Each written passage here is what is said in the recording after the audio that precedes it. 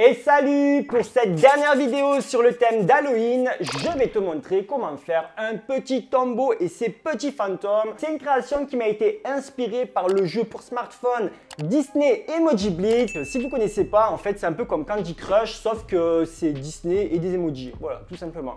Donc j'espère que ça va vous plaire, c'est parti! Pour cette création, j'ai utilisé de la fimo de couleur blanc nacre, prune et de la couleur caramel.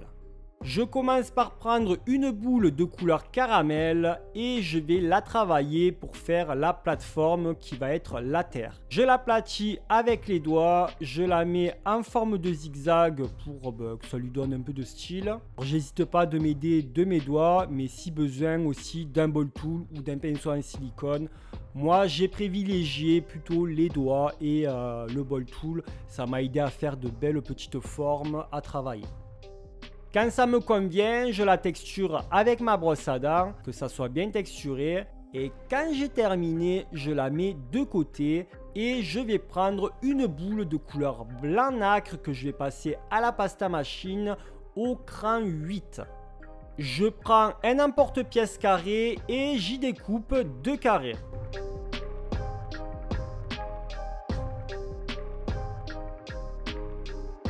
J'enlève l'excédent. Et maintenant, je vais découper une bande d'un des carrés. C'est une bande comme si j'avais divisé mon carré en 3. Donc, il n'est pas divisé en 3, mais on se l'imagine dans la tête. Et on découpe une bande qui fait que ça fait un tiers du carré. Voilà, on fait un peu des maths. Je prends la partie la plus grosse que j'ai découpée.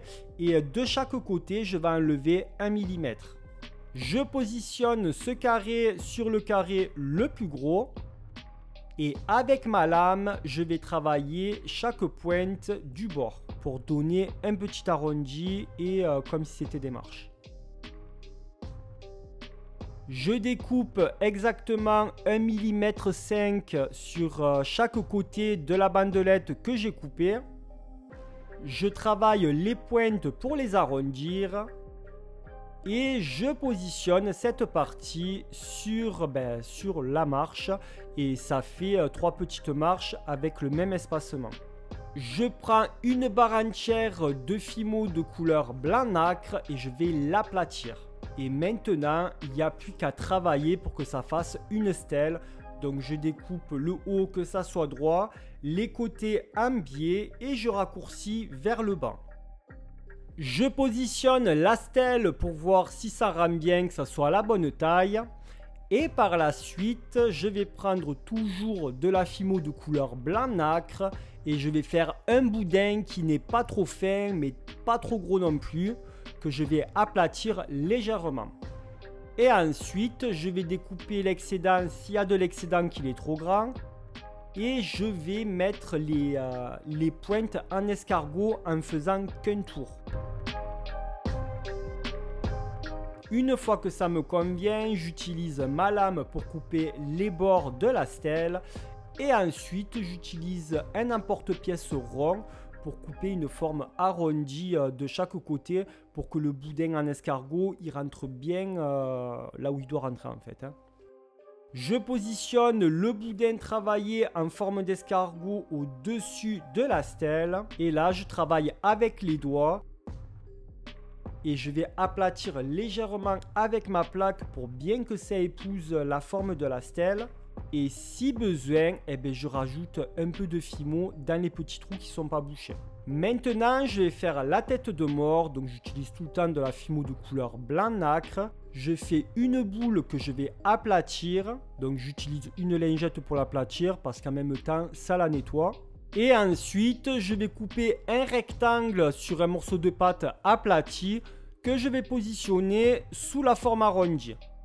Donc je le travaille avec mon scalpel et par la suite avec une lingette, je vais essayer d'enlever les démarcations. Je raccourcis les côtés pour faire la mâchoire. En fait, j'enlève tout ce qu'il y a en trop pour faire la base de la tête de mort. Et après, avec une aiguille, je vais travailler la forme des dents. Avec un douting tool, je vais creuser l'emplacement des yeux. Et avec un plus petit douting tool, je vais creuser un triangle qui va former le nez. Et là, on a notre tête de mort que je vais positionner au milieu de la stèle. À l'emplacement des yeux et du nez, je positionne des petites boules de couleur prune que je viens travailler à l'aide du douting tool. Avec une aiguille, je viens texturer un peu la stèle pour donner comme s'il y avait des marques de pierre qui s'étaient fait la malle. Et ensuite, je vais prendre du pastel sec de couleur violet que je viens gratter. Et à l'aide d'un gros pinceau, je vais mettre du violet un peu partout pour travailler la stèle. Attention, au niveau du milieu de la stèle, il faut qu'il y ait des parties qui restent un peu blanchâtres pour pas que ça soit tout coloré en fait. J'ai essayé vraiment de reprendre les couleurs qu'il y avait sur le dessin que j'avais vu. Et par la suite, je fais exactement la même chose sur la plateforme de la stèle. J'ajoute un peu de fimo liquide sur ma plateforme et j'y positionne la base du tombeau. À l'arrière, au milieu, j'y plante une tige en aluminium, je la raccourcis, je perce la stèle au milieu et maintenant je mets un peu de fimo liquide sur la tige en aluminium et je plante la stèle à son emplacement. Et là, on a un petit tombeau. Maintenant, j'utilise de la fimo de couleur phosphorescente, prune et du rouge. Je prends une boule de couleur phosphorescente que je vais boudiner légèrement et je vais l'aplatir. Avec un accessoire, je vais dessiner des vaguelettes au-dessous et je travaille bien la forme pour que ça soit des vaguelettes arrondies. Quand la forme me convient, je vais faire un boudin toujours avec la couleur phosphorescente et je vais y découper deux extrémités que je vais raccourcir en biais pour avoir la bonne taille et les positionner de chaque côté pour faire les petits bras de mon fantôme. Je les soude à l'aide d'un pinceau en silicone. Et une fois que c'est terminé, je vais prendre un petit douting tool et je vais dessiner l'emplacement des yeux et de la bouche. Alors là, c'est un petit fantôme qui est terrifiant. Donc on va essayer de faire des yeux en forme de trait là, qui partent vers le bas et une bouche qui part aussi vers le bas, mais en rond, un arc de cercle. Quand c'est terminé, je positionne à l'emplacement des yeux des petits boudins de couleur prune. Et pour la bouche, j'y positionne un boudin de couleur rouge. Pour le deuxième fantôme, c'est exactement la même technique, sauf que cette fois-ci, les yeux ils vont être plus arrondis et la bouche aussi. Du coup, je vais faire les yeux pour ce fantôme-là de couleur rouge et la bouche de couleur prune, tout simplement. Je prends ma boîte de pastel sec et je vais prendre le bleu le plus clair et je vais blucher un peu de ce bleu sur les côtés sans trop aller sur le milieu parce que les fantômes de ce dessin ils étaient assez bleutés. Donc je blush bien mes deux fantômes et une fois que j'ai terminé, je vais texturer la terre de mon tombeau avec une aiguille. Et quand j'ai eu fini de texturer, j'ai eu une petite idée et du coup je vais faire un troisième petit fantôme. En fait, c'est pas un troisième fantôme que je fais, c'est juste la tête.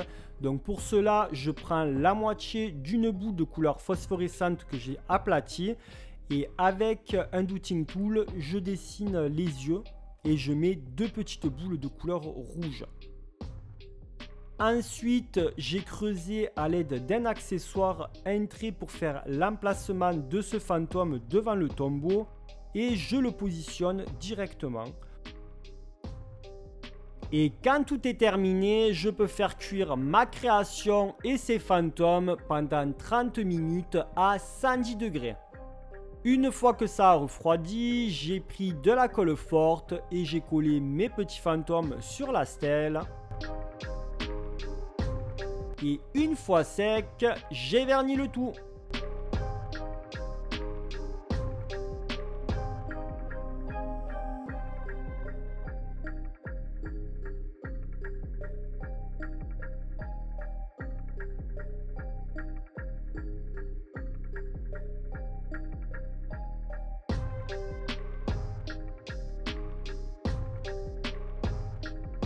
Merci d'avoir regardé cette vidéo jusqu'à la fin. N'hésite pas à me dire dans les commentaires ce que tu as pensé de ma création. Si ce n'est pas fait, je t'invite à mettre un pouce en l'air, à t'abonner si tu es tout nouveau en cliquant sur ma tête qui s'affiche juste ici.